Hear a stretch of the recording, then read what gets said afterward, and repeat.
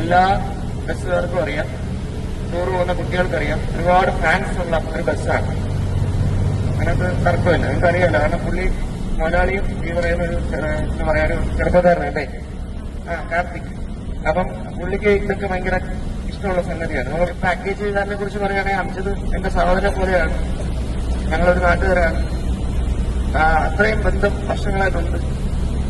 അംജദും ഒരു ടീച്ചറാണ്, അത് നല്ല വിദ്യാഭ്യാസമുള്ള ഒരു ടീച്ചറാണ്, DLED കഴിഞ്ഞാണ്, ട്യൂഷനൊക്കെ എടുക്കുന്നുണ്ട്. അപ്പം ആ പാക്കേജിൽ കാര്യം തന്നെ എന്താണ്, ഒരു ടീച്ചറാണ്.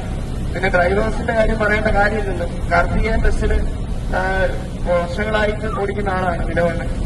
വിഷ്ണു മോശമല്ല, രണ്ടും ഒന്നിന് വെച്ച് നമുക്ക് നിങ്ങൾ വണ്ടി പോകുന്നുണ്ടോന്ന് പോലും ഈ ഒരു ഫ്ലൈറ്റിലിരിക്കുന്ന ഫീലാണ്. ബസ്സിനെ കുറിച്ച് പറയാനാണെങ്കിൽ പറഞ്ഞാൽ തീരത്തില്ല, അല്ലേ? തീരത്തില്ല. കാരണം ബസ്സുകളുടെ രാജാവാണ് കാർത്തികേയൻ, അതിനകത്ത് ഒരു തർക്കവുമില്ല. ബസ്സുകളുടെ അല്ലേ, അങ്ങനെ പറയാം, അത്ര സെറ്റപ്പാണ്. എനിക്ക് തോന്നുന്നു അത്രയും കാശ് ഇറങ്ങിയിട്ടുണ്ട് അവര്.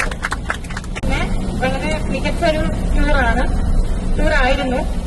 അത് പ്രത്യേകിച്ച് പറയാൻ നമ്മുടെ കാർത്തികേയൻ എന്ന് പറഞ്ഞിട്ടുള്ള ടൂർ പ്ലാനേഴ്സാണ് നമുക്ക് സപ്പോർട്ടീവായിട്ട് നിന്നത്.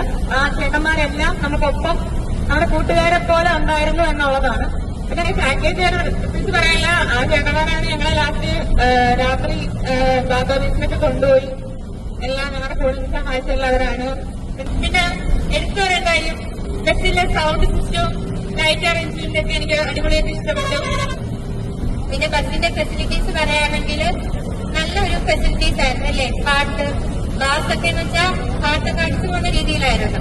പിന്നെ എനിക്ക് ഒന്ന് എടുത്തു പറയാനുള്ളത് ഇവരുടെ കോർപ്പറേഷൻ, അംജിത്, അഖില്, ഇതേപോലെ വലിയ വലിയ ടൂർ പാക്കേജുകൾ എന്ന് ആശംസിക്കുന്നു. അതുകൊണ്ട് പദ്ധതിയുടെ പേരിൽ ഞാൻ അപ്പൊ ഈ കാർത്തിക ഫാമിലി എന്നാണ് നമുക്ക് പറയാം, അല്ല നമ്മുടെ പാതിരാത്രി 2 മണിക്കായാലും 3 മണിക്കായാലും എന്ത് ആവശ്യം ഉണ്ടെങ്കിലും ഓടി വരിക. പിന്നെ അതുപോലെ തന്നെ എവിടെയെങ്കിലും കൊണ്ടുപോകാനാണെങ്കിൽ, പുറത്തോട്ട് കൊണ്ടുപോകാനാണെങ്കിൽ, ബീച്ചിൽ കൊണ്ടുപോകാനാണെങ്കിൽ അവർ എല്ലാവരും ഒരുമിച്ച് നമ്മളോടൊപ്പം നമ്മളൊരു ഫാമിലി ആയിട്ടാണ് ഈ 7 ദിവസം കഴിഞ്ഞു പോയത്. അതുകൊണ്ട് നമുക്ക് അവരോട് നമ്മുടെ ബദ്രിയ ഫാമിലിയുടെ പേരിൽ നമ്മൾ നന്ദി അറിയിക്കുകയാണ്. വിനോദ് മാമൻ, പിന്നെ വിഷ്ണുണ്ണൻ, മിത്ത്, പിന്നെ കണ്ണൻ എന്നറിയപ്പെടുന്ന അഖിൽ, ഇവരെല്ലാമാണ് നമ്മുടെ കൂടെ ഇത്രയും ദിവസം ഉണ്ടായിരുന്നത്. പിന്നെ നല്ല രീതിയിൽ അവര് ഫുഡും കാര്യങ്ങളും ഒക്കെ നമുക്ക് നല്ല രീതിയിൽ അവര് നമ്മളെ നല്ല രീതിയിൽ വാച്ച് ചെയ്യുന്നുണ്ടായിരുന്നു.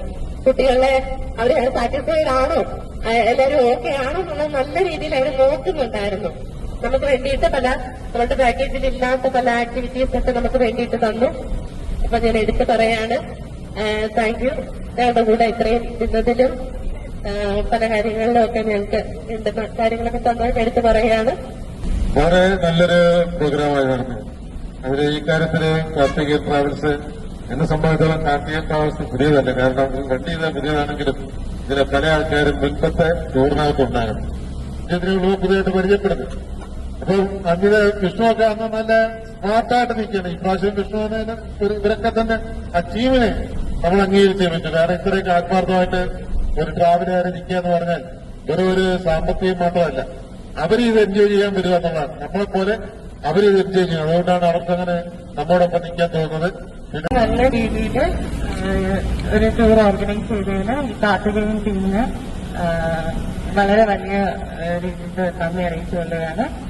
കാരണം ഗോവ കൂടി ഇൻക്ലൂഡ് ചെയ്തുകൊണ്ട് ഈ രീതിയിലൊരു 6 ഡേ അല്ലെങ്കിൽ 5 ഡേ ട്രിപ്പ് പ്ലാൻ ചെയ്യുന്നത് അമേസിംഗ് പാക്കേജ്.